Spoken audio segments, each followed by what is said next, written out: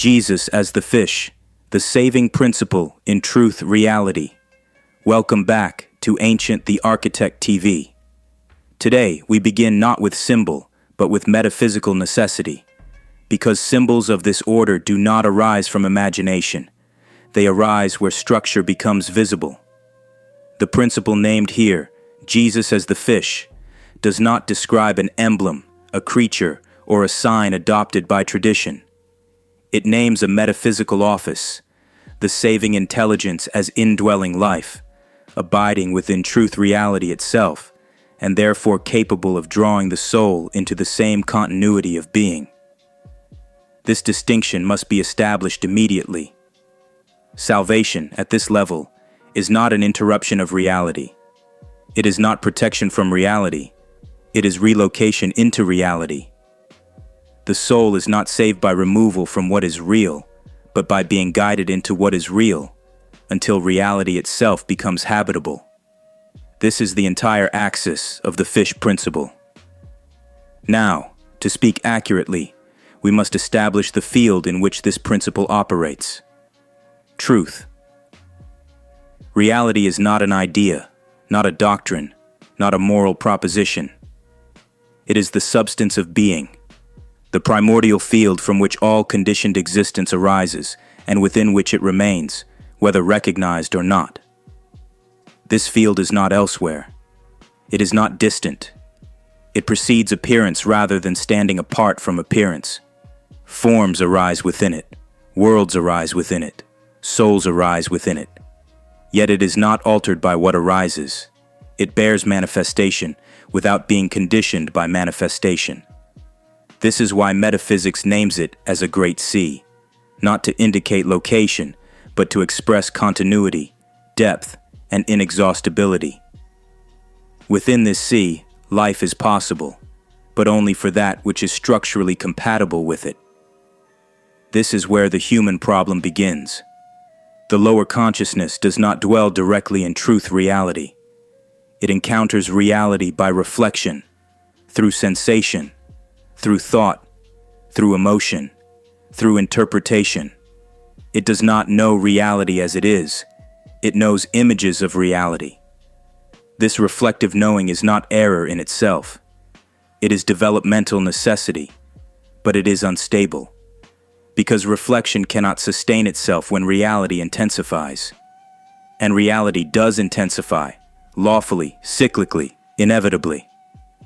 As cycles advance, as consciousness evolves, as the pressure of being increases, the gap between reality and reflection becomes intolerable.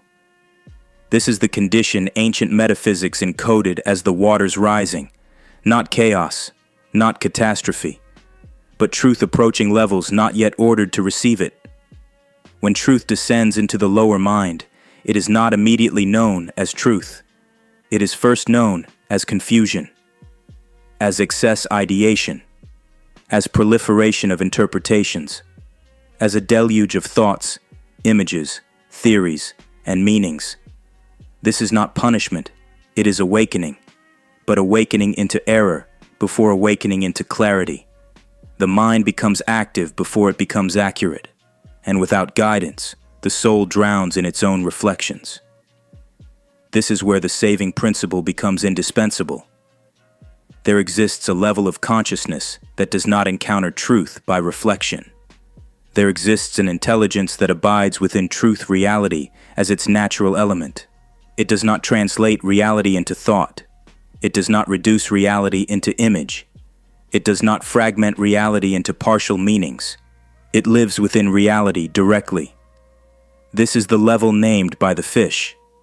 The fish signifies ontological compatibility. It is not threatened by truth. It is not overwhelmed by it. It is not submerged by reflection. It lives in the midst of waters because it is of the real. This is the first law of the saving principle. The Savior is not the one who escapes reality, but the one who remains within reality and therefore can guide others into it. The saving intelligence does not intervene episodically. It is continuous. It guides the soul through cycles of instability, through phases of confusion, through the deluge of ideas, through the long patience of error and correction. It does not replace the soul's journey. It makes the journey survivable. The soul moves as a vessel across unstable surfaces. The saving intelligence draws, steadies, and directs that movement until the soul becomes capable of conscious attachment to higher stability. This is a crucial distinction. Guidance alone is not salvation. There must come a moment of inner ascent, a point at which the soul, having been preserved through the waters, becomes capable of fastening itself to what does not change. This is not external anchoring. It is interior attachment. Identity shifts. The soul ceases to define itself by the fluctuations of reflection and binds itself inwardly to the real. This is where cycles turn. This is where salvation moves from preservation to consummation. And this is why the terminal phase matters. Pisces is not a beginning. It is the fulfillment phase.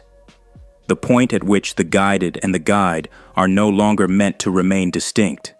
The lower consciousness and the higher consciousness are bound together under one law until separation no longer produces division. This is not annihilation. It is continuity restored. The soul becomes capable of living in truth reality as the saving intelligence has always lived there. This is the metaphysical completion encoded in the fish, and this is why this transmission opens here, not to explain a symbol, but to restore the interior map of salvation as lawful process. Now we proceed inward. We close by sealing the metaphysics that has been disclosed.